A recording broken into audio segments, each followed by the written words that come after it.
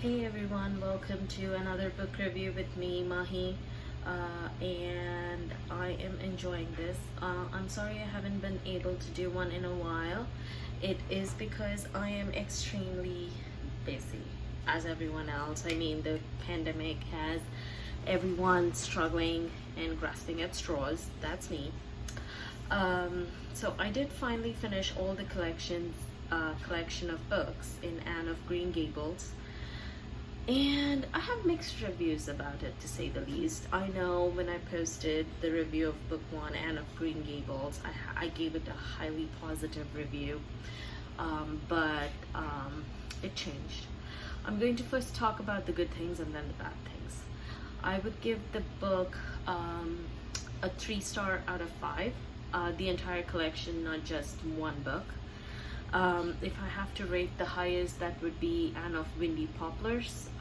That book is absolutely amazing. I would give it a 4.5 out of 5.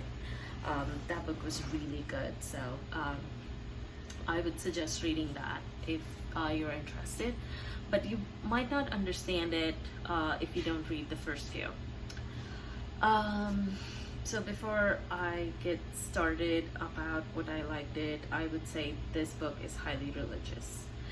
Okay, spoilers, so if you don't want to listen, now is your time to get out of the video.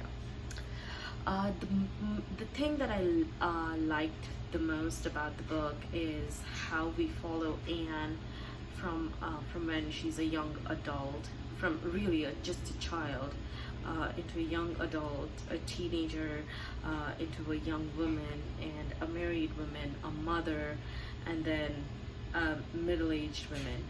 And it's just the entire thing is like her life story, and it's unfolding in front of you, and it's really awesome to read all that.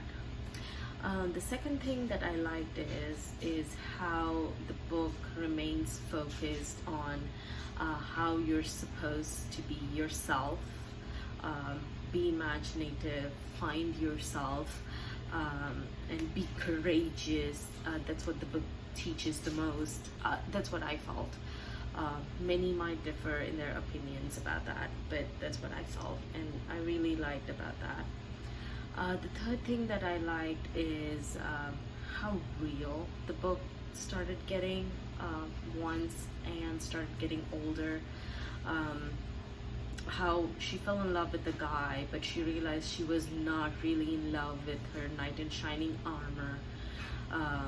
And she was actually in love with the guy who was always there for her, which is typical. And that was the most amazing thing, was for me to see that unfold, the entire love story between her and Gilbert unfold. The next thing, the other thing that got very real was her miscarriage, or her life, or her stillbirth, and that reduced me to tears. And another thing was the war. When the war started, how she had to deal with her sons being away, which was extremely heartbreaking for a mother, I think. I mean, I couldn't even put myself in her shoes there, so I could understand the pain of just the thought of being away from my kids.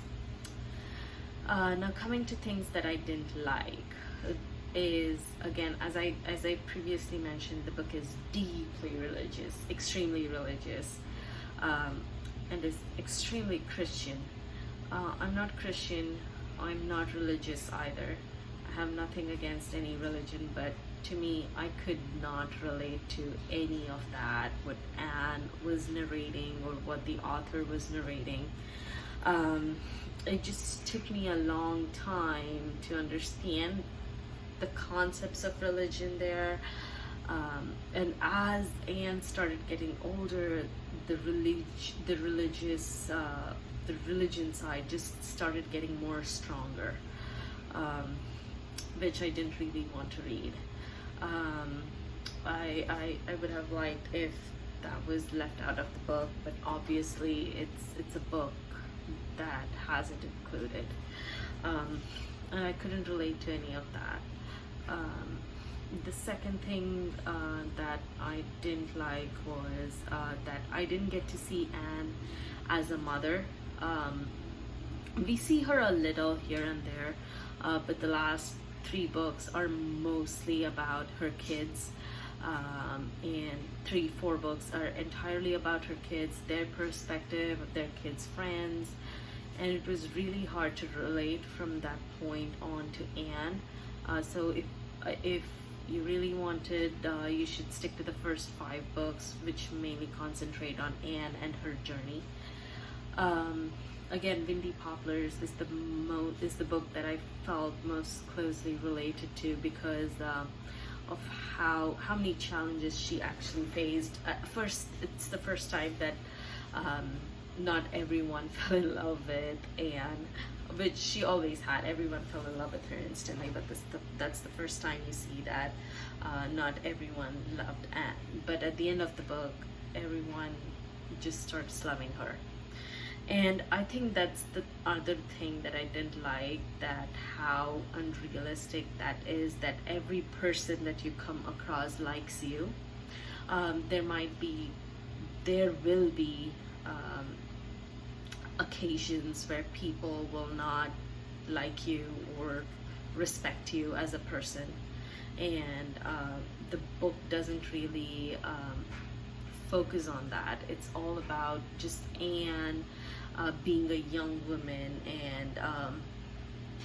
and though it's about finding herself, we never see a situation where she encounters this. I would highly recommend this book to every young girl, at least until Windy Poplars,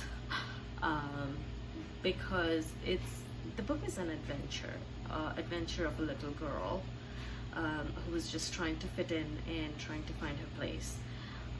And I think that the book does it amazingly. I would still prefer Little Women over Anne of Green Gables. I don't think I will pick up Anne of Green Gables again and read it. I've read Little Women about 5 or 6 times by now, and I don't think I'm going to read Anne of Green Gables again.